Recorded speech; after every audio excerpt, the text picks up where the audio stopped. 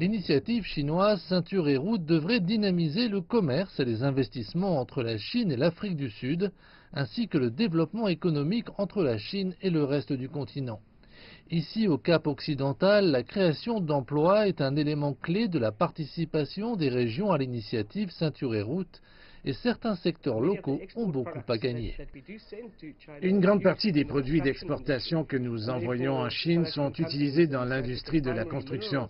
Par conséquent, les entreprises sud-africaines et l'industrie des minéraux primaires sud-africaines bénéficieront très certainement de la demande pour davantage de minerais.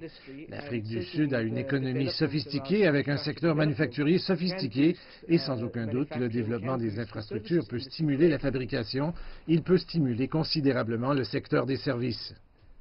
Mais l'initiative Ceinture et Route est si vaste et ambitieuse que la plupart des gens conviennent qu'il est difficile de voir comment les avantages ne se répercuteront pas plus largement sur d'autres industries.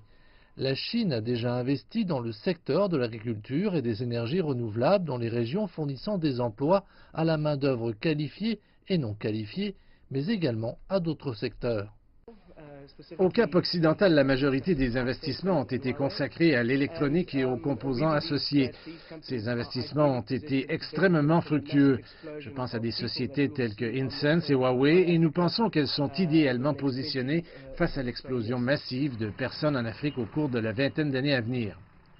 Dans le cadre de l'initiative, la Chine investit plusieurs milliards de dollars dans des projets d'infrastructures pour renforcer le commerce mondial. Elle compte également plus de 174 projets avec des accords de coopération, dont certains sont destinés à aligner le développement économique du continent sur le reste du monde. Le président Xi Jinping a présenté un projet de coopération Chine-Afrique pour la nouvelle ère. En réalité, ces 8 initiatives majeures englobent plus d'une centaine de mesures visant à renforcer davantage la coopération sino-africaine. Ces mesures concernent la promotion industrielle, le commerce et la facilitation, la connectivité des infrastructures et le développement vert. Autant de secteurs dans lesquels le Cap occidental espère devenir le leader du continent. L'initiative Ceinture et Route sera également renforcée par les 50 000 bourses étudiantes que la Chine accordera à des Africains qui pourraient à l'avenir revenir avec des compétences clés destinées à être transmises. Cela rendrait ainsi des régions telles que le Cap occidental encore plus importantes vis-à-vis des objectifs de l'initiative.